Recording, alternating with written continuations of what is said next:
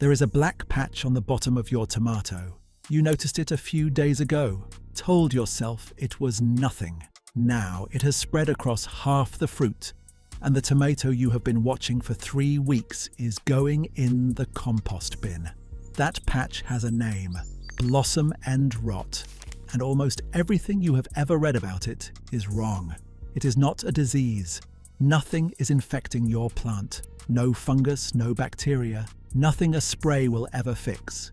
It is a calcium problem. And the fix costs you nothing because everything your tomatoes need to never see. That black patch again is already sitting in your kitchen right now. My name is Samuel Byler. I farm outside of Sugar Creek, Ohio. And before we get into any of this, I want to tell you something about my grandfather. He grew tomatoes on the same half-acre of ground for over 40 years. Beefsteaks, brandywines, a pace variety he saved seed from every fall that nobody else in the county seemed to grow. He never once bought a bag of fertilizer. Not one bag, not one season. Every summer his plants were taller than mine, heavier with fruit, and they kept producing deep into October while the neighbors were already pulling their spent vines in August. I used to think he was just lucky with his ground. It took me years of watching and asking before I understood that luck had nothing to do with it. He was feeding his soil in ways that the fertilizer industry spent decades training the rest of the world to forget. Because there is no money in what he knew. No subscription, no monthly bag, no product to reorder when the season turns. Just kitchen scraps, a bucket, and an understanding of how living soil actually works. Today I am going to give you 5 of his methods, all of them free, all of them built from things you already have. Stay with me until the 5th one because that is the one he called his secret, and it changes how you think about everything else in this video. Before we start, tell me in the comments what state you are gardening in and whether blossom end rot has ever cost you tomatoes mid-season. I rid everyone. Now let us start with the problem itself, because if you do not understand what blossom end rot actually is, you will keep treating the wrong thing. When you see that black leathery patch at the bottom of a tomato, your instinct is to look at the plant above the soil. Check the leaves, check the stem, look for something obviously wrong. But the problem is almost always below it. Calcium does not move easily through a tomato plant. Unlike nitrogen, which the plant pulls in quickly and moves wherever it needs it, calcium travels slowly upward from the roots through the vascular system. When watering is inconsistent, when the soil dries hard and then floods, and then bakes dry again, that slow upward movement gets interrupted. The fruit at the far end of the vine is the last thing to receive what the roots are pulling in. When calcium stops arriving at that growing tip, the cells at the bottom of the tomato break down. The tissue dies, the black patch appears, and by the time you see it, the damage was done 2 weeks ago. My grandfather used to say the tomato tells you what it needed 2 weeks ago. By the time you see the trouble, it is already old news. Which is why the answer is never to react to the patch. The answer is to build soil that never creates the shortage in the first place. And that is exactly what these 5 methods do. The first one starts with something most people throw straight in the garbage every morning: banana peel tea. I know how that sounds. I said the same thing the first time my grandfather handed me a jar of brown water and told me to pour it around his tomato plants. But tomatoes are among the most potassium-hungry vegetables in any garden. Potassium drives water movement through the cells, controls how the plant handles summer heat, and moves sugars from the leaves into the developing fruit. Without enough of it, the plant cannot regulate itself under stress and starts rationing resources. The fruit suffers first. Banana peels are loaded with potassium. Between 30 and 40% of the dry weight of a banana peel is potassium. in a form that dissolves easily in water and becomes available to roots without complicated soil chemistry.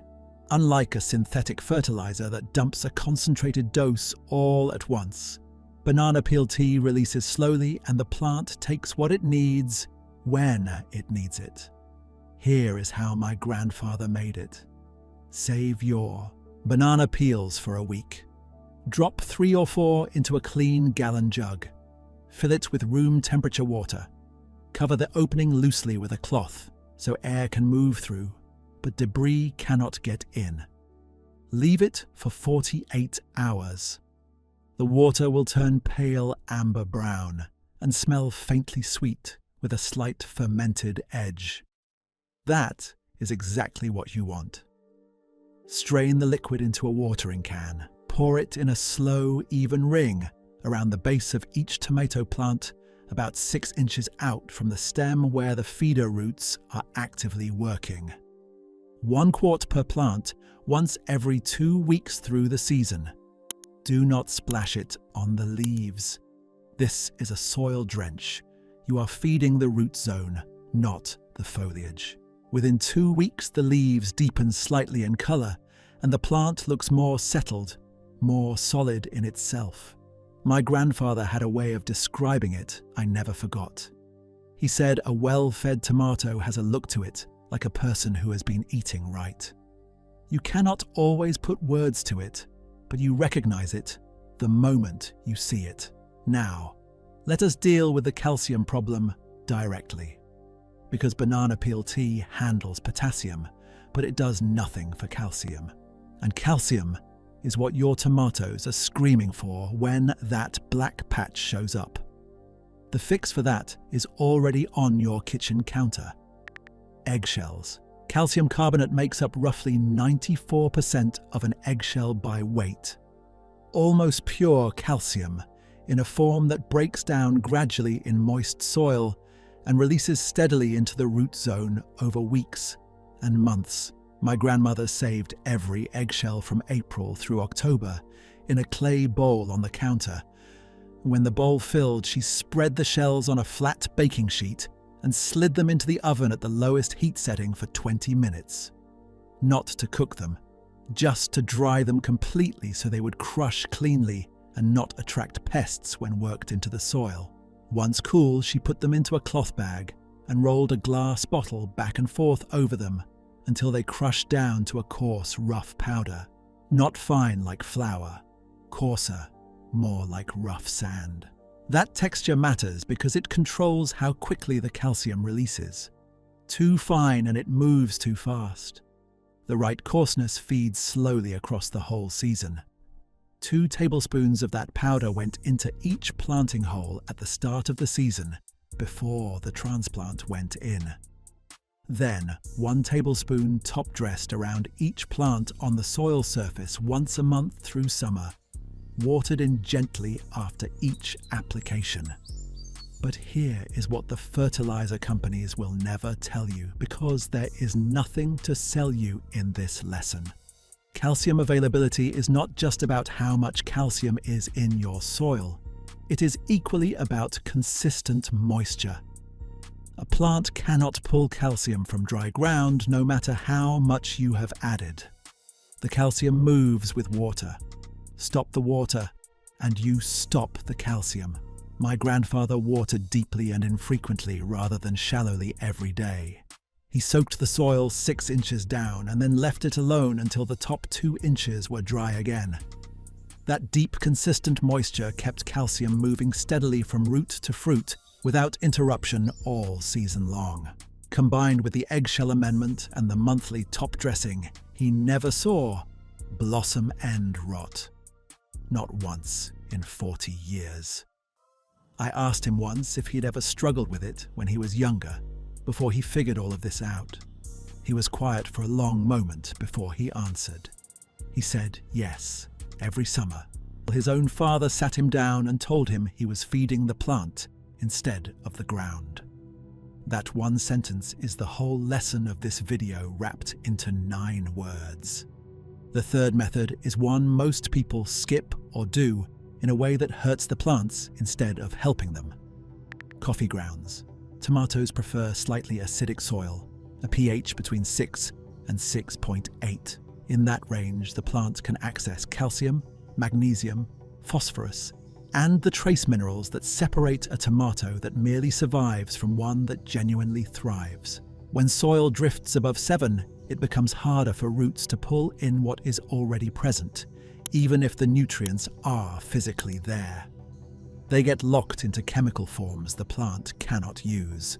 Coffee grounds carry a pH between 6 and 6.5 and break down slowly, releasing gentle, consistent acidity over several weeks. They also attract earthworms in real numbers, and the earthworms are doing more for your soil structure than anything you could pour from a bottle. My grandfather kept a small amount back from the compost to top dress directly around his tomato plants once a month. And I want to give you the measurement clearly because this is where most people damage their plants without realizing it. 1 tablespoon per plant per month. That is it.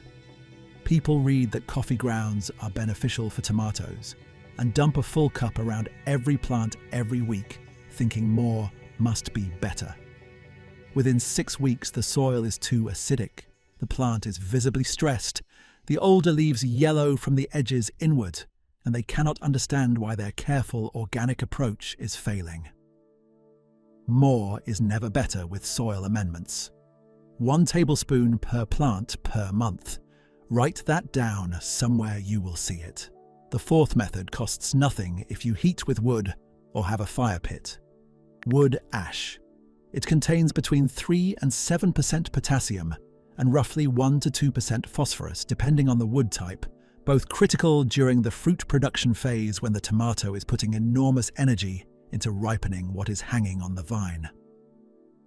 But wood ash is alkaline, and I want to give you this warning clearly before anything else. If your soil is already sitting at neutral pH or above 7, adding wood ash will push it further in the wrong direction and cause exactly the nutrient lockout we have been talking about. Before adding any ash, you need to know where your pH sits. You do not need a testing kit. My grandfather used a glass jar, dry soil from the bed, and plain white vinegar. 2 tablespoons of dry soil into a clean jar. Enough white vinegar to wet it completely. Watch for 30 seconds. Active fizzing means your soil is already alkaline. Do not add ash this season. No fizzing or only the faintest trace means your soil is neutral to acidic, and wood ash will genuinely help. Half a cup around the drip line of each plant early in the season before fruit sets. Water it in thoroughly after applying, once per season.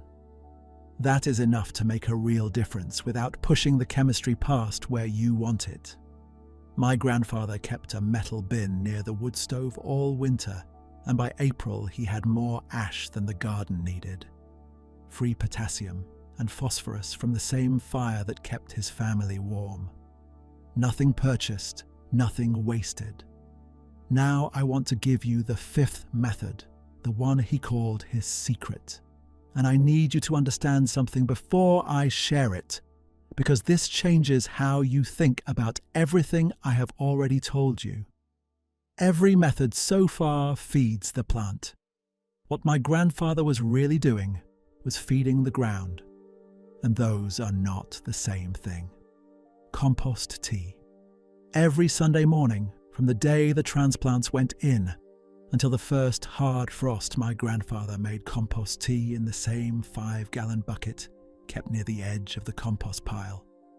No ceremony, no complicated setup. He filled the bucket about 1/3 of the way with finished compost, not fresh scraps.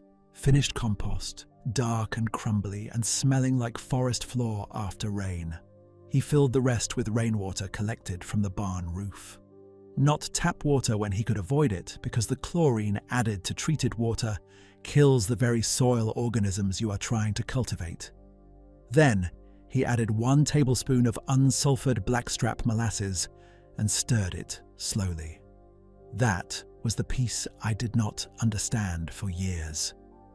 The molasses is not for the plant. It is food for the bacteria and fungi living in the compost. When you add simple sugars to a warm water and compost mixture, the microbial population multiplies rapidly as the organisms consume the sugar and reproduce. What you end up with after 24 to 48 hours of occasional stirring is not just nutrient-rich water. It is biologically alive water-carrying organisms that, when poured into your soil, immediately begin unlocking nutrients that were previously unavailable to plant roots. They improve how water moves through the soil. They crowd out the harmful pathogens that cause root disease. They do this continuously as long as the soil biology stays active and fed. My grandfather strained the tea through an old cotton cloth and poured 1 quart slowly around the base of each tomato plant every Sunday morning. He called it feeding the ground that feeds the plant. A synthetic fertilizer bypasses the soil entirely. It delivers nutrients directly to the plant in a form that requires no soil biology to process. Which sounds efficient until you realize that in doing so, it starves the organisms that make the soil productive in the first place. Over years, that approach produces ground that needs more inputs every season to maintain the same output. Compost tea does the opposite. It feeds the ecosystem in the soil, and that ecosystem feeds the plant more completely than any bag ever could. My grandfather did not know the science behind any of this. He just knew his tomatoes never failed. And they did not. Not in 40 years. One last thing before I let you go. This costs nothing and takes 2 minutes every time you walk through the garden. Removing suckers. A sucker is the new shoot that grows in the angled joint between the main stem and an established branch. Left alone, it becomes a competing stem, drawing water and nutrients away from the fruit already developing on the plant. Remove the suckers below the first flower cluster on each plant. Just those. Pinch them off cleanly when they are small before they get woody. This redirects the plant's available resources toward the fruit already forming, rather than splitting them between new growth that will not produce for weeks. My grandfather pinched suckers every time he walked through the garden. Not as a scheduled task, just something his hands did automatically as he moved through the rows. That is what all of this eventually becomes. Not a spray schedule built around a product. Not a calendar of applications designed to keep you buying. A set of habits and a genuine understanding of what your soil needs that becomes as natural as any other daily work on the property. Here is what I want you to take away from today. Healthy tomatoes do not come from a bag. They come from soil that is biologically active, consistently moist, slightly acidic, and steadily supplied with the calcium, potassium, and phosphorus that tomatoes pull in enormous quantities through the season. Every one of those conditions can be created with what you already have.